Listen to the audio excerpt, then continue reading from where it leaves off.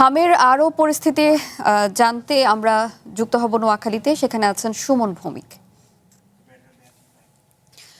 সুমন, বর্তমানে হামের পরিস্থিতি সেখানে কেমন দেখছেন? সেই সাথে ভর্তি রোগীর সংখ্যা কেমন সেখানে?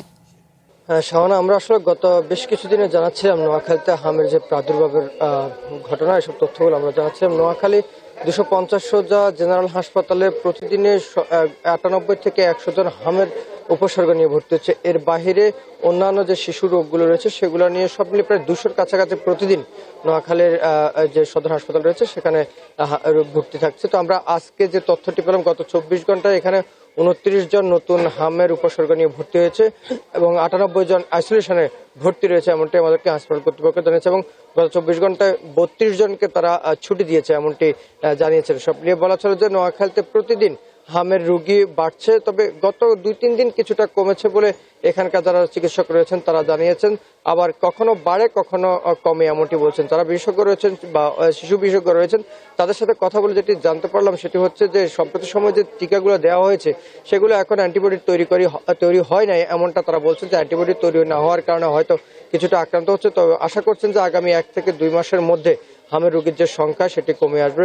এখানে যারা রোগীরা রয়েছেন বা রোগীর স্বজন যারা রয়েছেন তারা যেটি বলছেন যে নোয়াখালী সদর হাসপাতালে এসছেন মূলত তারা আসলে একটা অর্থনৈতিকভাবে একটু ভালো থাকার জন্য, সেটি পারছেন না। তার কারণ হচ্ছে অতিরিক্ত রোগীর কারণে এখানে যে সরকারিভাবে যে ওষুধ বরাদ্দ থাকার কথা সেই বরাদ্দর চেয়েও অনেক মানে একেবারেই পাচ্ছে না, অনেক এরকমও রয়েছে। এখানকার যারা স্বজন রয়েছে তারা আমাদেরকে জানিয়েছেন। আবার কর্তৃপক্ষ যেটি বলছেন যে তার 15 থেকে 16 জনকে সরকারিভাবে সহযোগিতা করতে পারেন, যে ওর বাহিরে যেসব রোগী রয়েছেন তাদেরকে আসলে এতটা সহযোগিতা করার সুযোগ তাদের কাছে থাকে না, সরকারের সে বরাদ্দ নেই। তারপরও এখানকার যিনি তত্ত্বাবধায়ক রয়েছে তিনি যেটি জানিয়েছেন যে রোগী কল্যাণ সমিতি রয়েছে বা অন্যান্য যারা কিছু বিত্তবান ব্যক্তি রয়েছেন তারা যদি কেউ সহযোগিতা করে সেখান থেকে হয়তো হামের যে চিকিৎসা তারা চালাতে পারে। এর বাইরে আসলে তেমন কোনো সুবিধা নেই তাদেরকে সহযোগিতা করার।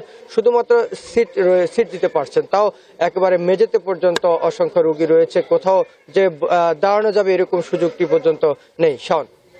সুমন, আপনাকে ধন্যবাদ।